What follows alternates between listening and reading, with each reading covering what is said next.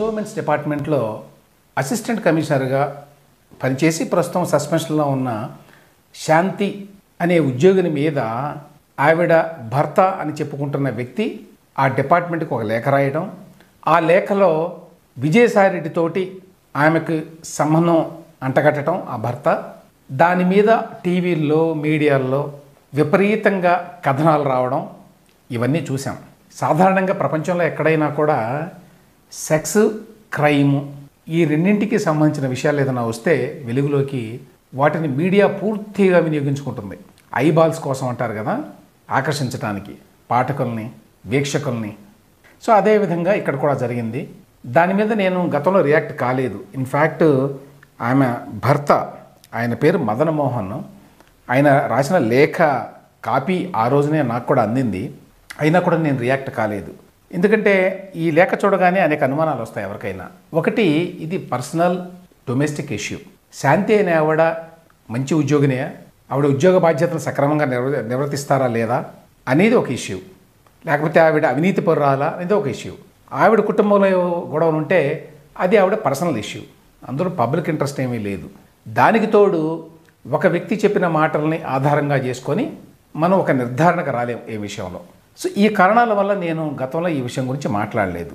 అయితే ఈ అంశంలో ఇప్పుడు చాలా పరిణామాలు జరిగినాయి. ఈ నేపథ్యంలో ఈ ఘటనలో ఎవరికి అన్యాయం జరిగింది, ఎవరు ఇందులో బాధితులు, ఎవరు పెర్పెట్రేటర్స్ అనే విషయం గురించి మాట్లాడాలని ఈ వీడియో చేస్తున్నా. సో మొదటి నుంచి మాట్లాడదాం.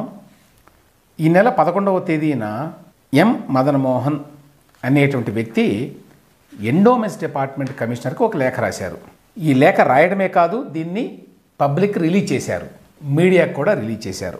ఏమిటి సబ్జెక్ట్ అంటే, out of wedlock birth to male baby of Shanti Kalingiri, ఆవిడ పేరు అది. అసిస్టెంట్ కమిషనర్ ఇన్ సస్పెన్షన్ అని బ్రాకెట్లో పెట్టారు.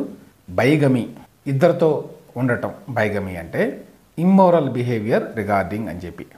ఇందులో విషయం ఏంటంటే, ఈయన ఏం చెప్తున్నాడంటే, నేను ఈ కలింగిరి శాంతి అనే ఆవిడ్ని పెళ్లి చేసుకున్నాను. ఆ తర్వాత నేను విదేశాలకు వెళ్ళాను చదువుకోవడానికి. ఆ తర్వాత తిరిగి వచ్చాను. తిరిగి వచ్చిన తర్వాత 2022వ సంవత్సరంలో ఆవిడ కన్సీవ్ అయింది. ఎలా కన్సీవ్ అయ్యావు, ఎలా ప్రెగ్నెంట్ అయ్యావు అంటే, కడుపు ఎలా వచ్చింది అని చెప్పి నేను ప్రశ్నించాను. ఆవిడ 2023 ఏప్రిల్ నెలలో ఒక బిడ్డకి జన్మ కూడా ఇచ్చిందట. సో ఎవరు ఈ బిడ్డకి తండ్రి, నేను కాదు అని చెప్పి ఈయన అడిగాడు అనమాట ఆవిడ్ని. అడిగితే ఆవిడ నాకు రకరకాల మాటలు చెప్పింది.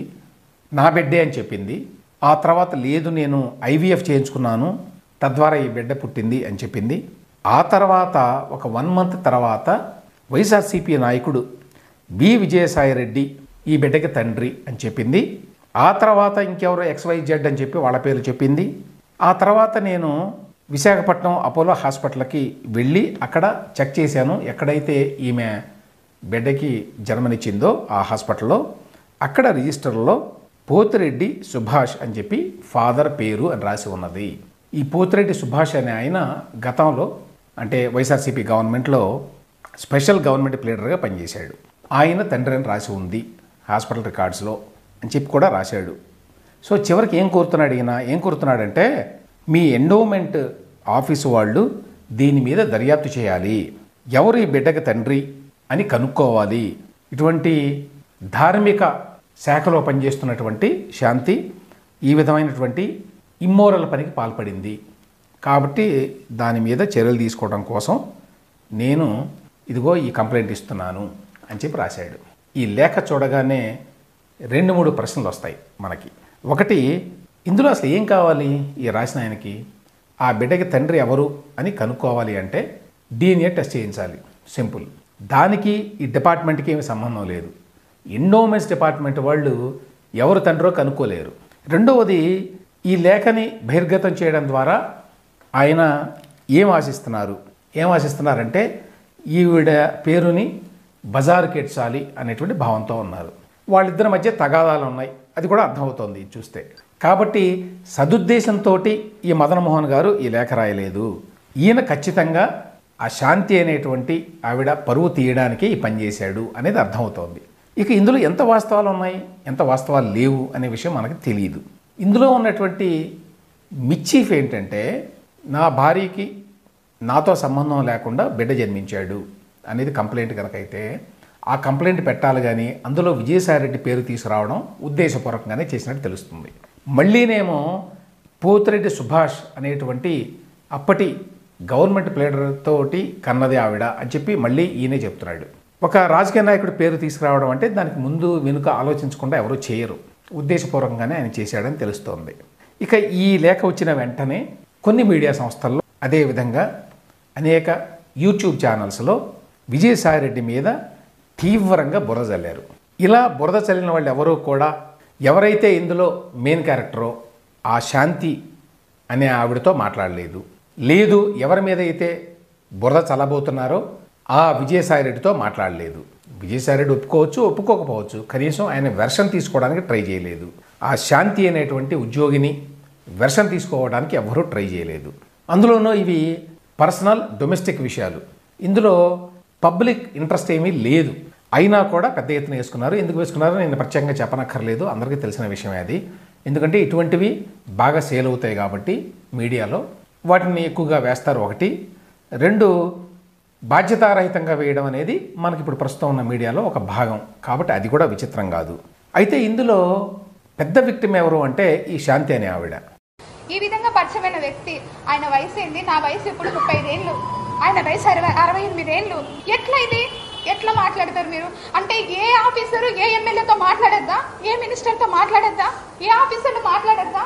ఇప్పుడు నేను మీతో మాట్లాడుతున్నాను, ఇంత మాత్రాన మీకు నాకు ఏమైనా రిలేషన్ ఉన్నట్ట? ఒక ఆడపిల్ల మాట్లాడకూడదా? అంత పెద్ద ఆయనతో మీరు మాట్లాడేటప్పుడు కనీసం నేను ఇక్కడే ఉన్నాగా, సస్పెన్షన్ పీరియడ్లో ఊరు దాటకూడదని నాకు ఇచ్చారు ఆర్డరు. ఆ మూమెంట్లో మీరు నన్ను అడుగుండొచ్చుగా, నా నంబర్ ఎవరి దగ్గర నుంచైనా తీసుకొని ఉండొచ్చు మీరు. సో మీరు అందరు రాసినారు, మీరందరూ మీన్స్ ఎవరెవరైతే ఎలిగేషన్ వేసినారో రాసినారు, బాగుంది. ట్విట్టర్ గురించి మీరు కామెంట్ చేశారు. నేను ట్విట్టర్లో పోస్ట్ చేయకూడదా? నాకు right to freedom of speech లేదా? ఆర్టికల్ 14 నాకు అప్లై కాదా? ఆర్టికల్ 21 రైట్ టు ప్రైవసీ, నా ప్రైవసీని అంతా తీసుకెళ్ళి ఈరోజు మీరు కొంతమంది మీడియాలో పెట్టారు. అది ఎంతవరకు న్యాయం? నా ప్రైవసీ, మీది కాదు. నాకు రైట్స్ లేవా? కాన్స్టిట్యూషన్లో వచ్చిందే ఎస్సీ ఎస్టీ కోసం, కాన్స్టిట్యూషన్లో వచ్చిందే ఎస్సీ ఎస్టీ కోసం. అది ఈరోజు డివేట్ అయిపోతా ఉంది. ఒక గవర్నమెంట్ ఆఫీసర్ మాట్లాడకూడదా? మేము ఏం తప్పు మాట్లాడుతున్నాను? నేను ఏమన్నా ప్రొఫెషనల్ ఏమైనా తప్పు చేశానా? నేను నిజంగా ఆంధ్రజ్యోతి పేపర్ రాశారండి, 100 కోట్లు రాశారు ఆంధ్రజ్యోతి పేపర్ నేను సంపాదించిందని. 100 కోట్లు మీరు ఈరోజు రాసినందుకు మదన్ మోహన్ వాణిపాటి నన్ను 75 కోట్లు అడిగాడు. నేను ఏడికి వెళ్ళి రావాలా? నా ఉద్యోగ కాలం ఎంత? 4 ఏళ్ళు డిపార్ట్మెంట్కి వచ్చి నేను ఎట్లా సంపాదిస్తాను? మరి మీరు చెప్పండి ఇక్కడ ఉందనేసి. నేను రెడీ, నేను రిజైన్ చేస్తా, పోనీ నన్ను తీసుకెళ్ళి జైల్లో పెట్టండి. ఏంటిది ఇదంతా? ఉద్యోగం చేయొద్దా? నేను కాదండి, ప్రతి ఒక్క గవర్నమెంట్ ఆఫీసర్ సఫర్ అవుతున్నారు. ఉమెన్ గవర్నమెంట్ ఆఫీసరు, మీకేం తెలుసు ఎన్ని హెరాస్మెంట్స్ జరుగుతుంటాయో మాకు. పొద్దున్న లేయాలా, వంట చేసుకోవాలా, పిల్లల్ని చూసుకోవాలా, పరిగెత్తాలా, ఉద్యోగం చేయాలా. నా ర్యాంకు, నాది గస్టెడ్ ఆఫీసర్ ర్యాంకు. ఎన్ని బర్డెన్స్ ఉంటాయి. ఎక్కువ మంది ఏమిటంటే విజయసాయిరెడ్డి మీద కోపంతో ఈవెన్ బలి చేశారు ఈ స్టోరీలో. విజయసాయిరెడ్డి మీద ఎవరికి పెద్ద అభిమానం లేకపోవచ్చు, ప్రేమ ఉండకపోవచ్చు, ఇట్ ఈస్ అండర్స్టాండబుల్. నేనే పర్సనల్గా I have no love lost for Vijayasai Reddy. గతంలో ఆయన ప్రవర్తన, గతంలో ఆయన వాడిన భాష, ఆయన వ్యవహార శైలి ఇవన్నీ చూసాం, ట్విట్టర్లో ఆయన రాతలు. కాబట్టి ఆయన పట్ల ఎవరో కూడా అభిమానంతో ఉండేటువంటి అవకాశం లేదు, ప్రేమించేటువంటి అవకాశం అంతకంటే లేదు. అయినా కూడా విజయసాయిరెడ్డి మీద ఈ స్థాయిలో ఈ లేఖను అడ్డం పెట్టుకొని బురద జల్లటం కరెక్టేనా? కనీసం అవతల వెర్షన్ ఏమిటని తెలుసుకోవడానికి ప్రయత్నం కూడా చేయకుండా ఇప్పుడేమైంది? ఆ తర్వాత 2 పరిణామాలైనవి. ఒకటేమో ఆ శాంతి అనే ఆవిడ, శాంతి కలింగిరి ఆవిడ పూర్తి పేరు, ఆవిడ ఒక ప్రెస్ మీట్ పెట్టి మాట్లాడింది. ఆవిడ వెర్షన్ చెప్పింది. నిజంగానే ఆవిడ పేరుని బజార్కి ఇచ్చారు, ఆవిడ పరుగు తీశారు, అందులో ఎటువంటి సందేహం లేదు. కాబట్టి సహజంగానే ఏడుస్తూ ఏదో మాట్లాడింది ఆవిడ ఇన్సిడెంటల్లీ ఒక షెడ్యూల్డ్ ట్రైబ్స్కి చెందినటువంటి ఉద్యోగిని అని కూడా ఆవిడ చెప్పారు. అంతకుముందు ఎక్కువ మందికి తెలిసి ఉండకపోవచ్చు ఆ విషయం. ఏమైనప్పటికీ ఆవిడ మీద బుర్ర జల్లడానికైతే అందరూ ఉత్సాహం చూపించారు. వాస్తవాలు ఏమిటో పూర్తిగా తెలుసుకోకుండానే ఆవిడేం చెప్పింది తన ప్రెస్ మీట్లో, ఈ మదన్ మోహన్ అనే ఆయనతో నాకు పెళ్ళయింది, మా ఇద్దరికి కలిసి 2 ఆడపిల్లలు ఉన్నారు. అయితే 2016 నుంచి మేము కలిసి లేము, ఆ తర్వాత మేము కలిసి లేము 2016 తర్వాత. ఆ తర్వాత నాకు వైజాగ్ ట్రాన్స్ఫర్ అయింది, ఈలోగా ఈ మదన్ మోహన్ అనే ఆయనతోటి విడిపోతూ మేమిద్దరం రాసుకున్నాము పేపర్లు. ఆ తర్వాత కోర్టులో కూడా వేసాము. అది కోర్టులో ప్రస్తుతం ఉన్నది. ఇంకా ఈలోగా నాకు ఇక్కడ సుభాష్ అనే వ్యక్తి పరిచయం అయితే అతన్ని పెళ్లి చేసుకున్నాను. అతనితోటి నేను ఒక బిడ్డను కన్నాను అని చెప్పింది. ఇప్పుడు ఆవిడ వైపు నుంచి వర్షం చూస్తే సహజంగానే అందులో తప్పేమీ లేదు. ఓన్లీ ప్రాబ్లం ఏంటంటే మరి లీగల్గా రెండో పెళ్లి చేసుకోవడానికి ఆవిడకి పూర్తిగా అవకాశం ఏర్పడిందా లేదా, అది ఇంకా పెండింగ్లో ఉందా అనేదే తెలియదు. అది నిజంగా బైగమియా అనేది. అదర్వైజ్ వాళ్ళిద్దరి మధ్య విభేదాలు ఉన్నాయి. వాళ్ళిద్దరూ విడిపోయారు. ఆవిడ మళ్ళీ సుభాష్ అనేటువంటి వ్యక్తిని పెళ్లి చేసుకుంది. ఇవన్నీ కూడా ఆవిడే చెప్పింది. ఆవిడ చెప్పిన మాటల కన్నా కరెక్ట్ అయితే ఆవిడ వైపు నుంచి ఎటువంటి తప్పు లేదు ఈ విషయంలో. ఇంకా మూడో అంశం ఇందులో ఏమిటంటే విజయసాయిరెడ్డి పాత్ర. విజయసాయిరెడ్డి ఆవిడకి పుట్టినటువంటి బిడ్డకి తండ్రి అనేది ఫ్యాక్టా, రూమరా, ఆరోపణ? అది ఈ మదన్ మోహన్ అనేటువంటి ఆవిడ మొదటి భర్త చేసినటువంటి ఆరోపణ. అది వాస్తవమో కాదో తెలుసుకోవాలంటే పెద్ద పని కాదు. నిజానికి DNA టెస్ట్ చేస్తే తెలిసిపోతుంది. కాబట్టి ఒక ఆరోపణను పట్టుకొని అది వాస్తవం అన్నట్టుగా మాట్లాడి ఆవిడ మీద బురజల్లారు, విజయసాయిరెడ్డి మీద బురజల్లారు. అంటే విజయసాయిరెడ్డి మీద ఎక్కువ కోపం కాబట్టి అతని మీద బురజల్లే కార్యక్రమంలో ఈ శాంతి అనేటువంటి ఒక మహిళను కూడా బజారుకి ఇచ్చారు. బాగా కించపరిచారు నిజం చెప్పాలంటే. ఎందుకంటే పర్సనల్ విషయాల్లో ఈ విధంగా బజారుకి ఇడిస్తే ఎంత వేదన అది వాళ్ళకి, అందులో మహిళలకి. మరి విజయసాయిరెడ్డి తర్వాత ప్రెస్ మీట్ పెట్టాడు ఆయన ఇవాళ, ఇంతకుముందే పెట్టాడు.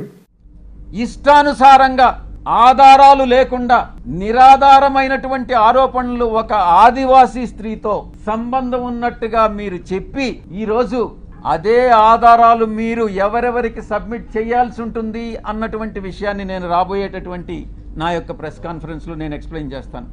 ఈ కుట్ర కుతంత్రాల వెనక ఎవరున్నారు అనే విషయాన్ని నేను ప్రశ్నిస్తా ఉన్నా. నాకు వ్యతిరేకంగా అనైతికంగా ప్రవర్తించినటువంటి తప్పకుండా మీ అందరూ కూడా చట్టానికి లోబడి మీ అందరి మీద చర్యలు తీసుకోవడం జరుగుతుంది పెట్టి ఆయన ఖండించాడు. అటువంటిది ఏమీ లేదని. అంటే ఆవిడ కూడా చెప్పింది విజయసాయిరెడ్డి గారితో నాకు ఎటువంటి సంబంధం లేదు, ఆయన ఒక ప్రజాప్రతినిధి కాబట్టి, నేను ఒక ఉద్యోగిని కాబట్టి డిపార్ట్మెంట్లో విశాఖపట్నంలో ఉన్నప్పుడు కలవడం తటస్థించింది, కలిసినంత మాత్రానే సంబంధాలు అంటగడతారా అనేది కరెక్ట్. గవర్నమెంట్లో ఉద్యోగాలు చేసేవాళ్ళు లేక ప్రైవేట్లో ఉద్యోగాలు చేసేవాళ్ళు ఎంతోమందిని కలవాల్సి ఉంటుంది. కలిసినంత మాత్రానే వాళ్ళకి సంబంధం ఉన్నదని, వాళ్ళతో పిల్లల్ని కన్నారని ఎటువంటి ఆధారం లేకుండా మాట్లాడాల్సిన అవసరం లేదు. ఒకటి. రెండవది, అందులో పబ్లిక్ ఇంట్రెస్ట్ ఏమైనా ఉందా లేదా అనేది కూడా చూడాలి. లేకపోతే ఎందుకు దాని గురించి అసలు అంత స్పెండ్ చేయాలి, అంత పబ్లిక్ టైంని ఎందుకు స్పెండ్ చేయాలి? విజయసాయిరెడ్డి మాట్లాడుతూ ఇవాళ సరే ఎవరైతే ఆయన మీద రాశారో వాళ్ళందరి మీద నేను చర్య తీసుకుంటాను, నేను అది చేస్తాను, ఇది చేస్తాను, స్పీకర్ కంప్లైంట్ చేస్తాను, ప్రివిలేజ్ మోషన్ పెడతాను అని చెప్పి పేర్లు కూడా తీసుకొని తిట్టాడు అనుకోండి. కానీ ఇక్కడ మెయిన్ విషయం ఏంటంటే ఈ శాంతి అనేటువంటి ఒక అసిస్టెంట్ కమిషనర్ హోదాలో పనిచేస్తున్నటువంటి ఒక ఉద్యోగిని పేరుని ముడిపెట్టి ఆ విధంగా చేయడం వల్ల ఆ రెండు ఫ్యామిలీస్ మీద ఎంత చెడు ప్రభావం చూపిస్తున్నది అనేది కూడా ఆలోచించాలి కదా. ఇక శాంతి అనేటువంటి ఆవిడ ఉద్యోగంలో ఉన్నప్పుడు 100 కోట్లు సంపాదించిందని ఏదో పత్రికలో రాశారు, మీరు నిరూపించండి అని చెప్పి ఆవిడేదో ఛాలెంజ్ చేశారనుకోండి. ఆవిడ ఉద్యోగంలో ఉండి అవినీతి చేస్తే అది వేరే విషయం. దాని గురించి మాట్లాడే విధానం వేరుగా ఉంటుంది, దాని గురించి రాయాల్సిన విధానం వేరుగా ఉంటుంది. దానికి దీనికి ముడిపెట్టి ఒక వ్యక్తిని విలన్గా చూపించాలనేటువంటి ప్రయత్నం మనకు మీడియాలో ఎక్కువ ఉంటుంది. ఎవరైనా దొరికారనుకోండి ఇక అంతే, వాళ్ళని పాతాడానికి పాతాడానికి తొక్కే అద్దం అనేటువంటి టెండెన్సీ మీడియాలో ఉంటుంది. మీడియా ఎప్పుడూ కూడా they always need a hero అరే విలన్. ఎత్తేసినప్పుడు విపరీతంగా ఎత్తేస్తారు, ఇంతవాడు అంతవాడు అని చెప్పి. లేదు పొరపాటున ఎవరైనా దొరికారనుకోండి ఇక ప్రపంచంలో ఉన్న విలని అంతా కూడా ఈ వ్యక్తిలో ఉంది అన్నట్టుగా చూపించబోతారు. ఈ శాంతి అనే ఆవిడ ఇందులో బహుశా అన్ఇంటెండెడ్ విక్టిమ్. విజయసాయిరెడ్డి పేరు ఎప్పుడైతే వచ్చిందో ఇందులో వెంటనే అందరి దృష్టి దాని మీదకి వెళ్ళింది. ఎందుకంటే విజయసాయిరెడ్డి చాలామంది మీద ఇంత బాధ్యతారహితంగా, చాలా చిల్లరగా, ఒక ఎంపీ స్థాయికి తగినట్టుగా, ఒక పార్టీ జనరల్ సెక్రటరీ హోదాకి తగిన విధంగా గతంలో చాలాసార్లు మాట్లాడాడు. నేను కూడా ఎన్నోసార్లు గతంలో విమర్శించాను విజయసాయిరెడ్డిని, ఇతను ఒక లోలీ క్యారెక్టర్ అని. కాబట్టి ఆ విషయంలో అప్పటికీ ఇప్పటికీ నా అభిప్రాయంలో మార్పు లేదు. కానీ అంత మాత్రం చేత ఏ ఆధారం లేకుండా ఎవరితోనో ముడిపెట్టి ఆ విధంగా మాట్లాడడం కరెక్టేనా? అది విజయసాయిరెడ్డి కావచ్చు, మరొకళ్ళు కావచ్చు. జస్ట్ బికాజ్ విజయసాయిరెడ్డి చేశాడనో, ఆయన పార్టీ వాళ్ళు గతంలో ఇట్లా చేశారనో, మిగతా వాళ్ళందరూ కూడా చేస్తే ఇంకా సమాజంలో విలువలు అనేవి ఏముంటాయి? అందులో ఇంకా ఫెయిర్నెస్ ఏముంది? అందులో ఇంకా బ్యాలెన్స్ ఏముంది? ఇప్పటికీ విజయసాయిరెడ్డికి ఆవిడకి సంబంధం ఉన్నట్టుగా ఆబ్జెక్టివ్గా ఎటువంటి ఎవిడెన్స్ లేదు. విజయసాయిరెడ్డికే ఆవిడ బిడ్డ పుట్టాడు అని చెప్పడానికి ఎటువంటి ఆధారాలు లేవు. ఆవిడ ప్రస్తుతం ఈ పోతిరెడ్డి సుభాష్ అనేటువంటి ఆయన్ని పెళ్లి చేసుకొని ఉంది. ఆయన ఏమీ మాట్లాడలేదు దీని గురించి ఇప్పటిదాకా. కాబట్టి ఎటువంటి ఆధారం లేకుండా ఇవన్నీ అందరూ మాట్లాడుతున్నారు అనేది ఒకటి. ఇలా మాట్లాడడం ద్వారా విజయసాయిరెడ్డి పరువు ప్రతిష్టలకు దెబ్బే కాదు, దానికంటే ఎక్కువగా ఇందులో ఒక ఉద్యోగం చేసుకునేటువంటి ఒక షెడ్యూల్డ్ ట్రైబ్స్కి చెందినటువంటి మహిళ. షెడ్యూల్డ్ ట్రైబ్స్ అనే అంశాన్ని ఎక్కువగా మాట్లాడుకోవాల్సిన అవసరం లేదు. కానీ ఆవిడ షెడ్యూల్డ్ ట్రైబ్ అవడం వల్ల వల్నరబిలిటీ ఎక్కువ అనేది కూడా ఒప్పుకోవాలి మనం. ఏ మహిళా స్థానంలో ఉన్నా, ఈ పరిస్థితుల్లో ఉన్నా మీడియా వాళ్ళు ఇదే విధంగా ఇష్టారాజ్యంగా బాధ్యతారహితంగా రాస్తారు, మాట్లాడతారు, ప్రవర్తిస్తారు. అందులో ఏం సందేహం లేదు.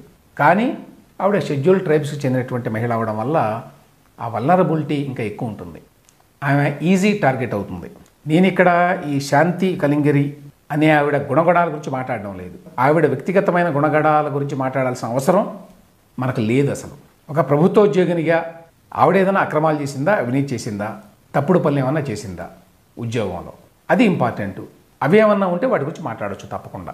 ఆవిడ వ్యక్తిగత జీవితంలో ఎవరిని కలిసిందా ఏమిటో అనేది ఒకటి అనవసరం. రెండవది, పర్సనల్ విషయాల గురించి మాట్లాడేటప్పుడు ఇటువంటి సెక్స్, క్రైము, ఈ ఎలిమెంట్స్ ఉన్నటువంటి అంశాల గురించి మాట్లాడేటప్పుడు పూర్తిగా వివరాలన్నీ తెలుసుకొని అందరి వెర్షన్స్ విన్న తర్వాత ఒక అవగాహనకు రావడం ఎప్పుడైనా మేలు. నా వరకు నాకైతే ఈ మొత్తం వ్యవహారంలో ఈ మదన్ మోహన్ అనే ఆయన ఈ పాండరస్ బాక్స్ లాగా దీన్ని ఓపెన్ చేశాడు ఈ లెటర్ ద్వారా. ఈ లెటర్లో చాలా ఇన్యూండోస్ అంటారు ఇంగ్లీష్ లాగా ఉన్నాయి. అంటే నేరుగా కాకుండా పరోక్షంగా చాలా రకరకాల ఆరోపణలు చేయటం, అనుమానాలు వచ్చేట్టుగా మాట్లాడడం. అప్పుడెప్పుడో విజయసాయిరెడ్డి అని చెప్పింది, తర్వాత ఇంకెవరో అని చెప్పింది, ఆ తర్వాత ఇంకెవరో సుభాష్ నేను కనుక్కున్నాను అని చెప్పి ఇవన్నీ రాయాల్సిన పని లేదు. ఆయన నిజంగా రాయదలుచుకుంటే ఆవిడ అవుట్ ఆఫ్ వెడ్లాక్ ఒక బిడ్డకి జన్మనిచ్చింది అని ఆయన కంప్లైంట్ ఉండాలి. ఇంకొకటి ఏమిటంటే ఇటువంటి కంప్లైంట్ యాక్చువల్గా పోలీస్ స్టేషన్లో ఇస్తారు, లేకపోతే కోర్టులో వేస్తారు. ఆవిడ కనుక అవుట్ ఆఫ్ వెడ్లాక్ ఒక బిడ్డను కను ఉంటే ఆయన కోర్టు ద్వారా అది తెలుసుకోవాలి. దాన్ని ఒక పబ్లిక్ ఇష్యూగా చేశారు అంటేనే ఇందులో ఏదో మతలబు ఉంది, దీని వెనక ఏదో దురాలోచన ఉంది, దీని వెనక ఆవిడ పరువు ప్రతిష్టల్ని భంగపరచాలి అనేటువంటి ఆలోచన ఉంది అని తెలిసిపోతుంది ఎవరికైనా. ఇందులో ఇన్సిడెంటల్గా విజయసాయిరెడ్డి పేరు అలా వచ్చింది, రాగానే వెంటనే ఇంకా మీడియా వెర్రెత్తిపోయింది, పోయి ఇష్టారాజ్యంగా రాశారు. సరే విజయసాయిరెడ్డి ఏదో కోర్టుకు వెళ్తాను, అది చేస్తాను, ఇది చేస్తానని చెప్పి అన్నాడు, కానీ పేర్లతో సహా చెప్పాడు, కానీ ఇటువంటి కోర్టులో తేలేటువంటి వ్యవహారాలు కాదు. ఒకప్పుడు విజయసాయిరెడ్డి అండ్ కో ఇదే విధంగా ప్రవర్తించారు అందరి మీద. ఇవాళ వాళ్ళు విక్టిమ్స్, ఒకప్పుడు వాళ్ళు పెర్పెట్రేటర్స్. ఈ మొత్తం వ్యవహారంలో నాకు అనిపించిన విక్టిమ్ ఒకరే, ఆ శాంతి అనేటువంటి ఉద్యోగిని.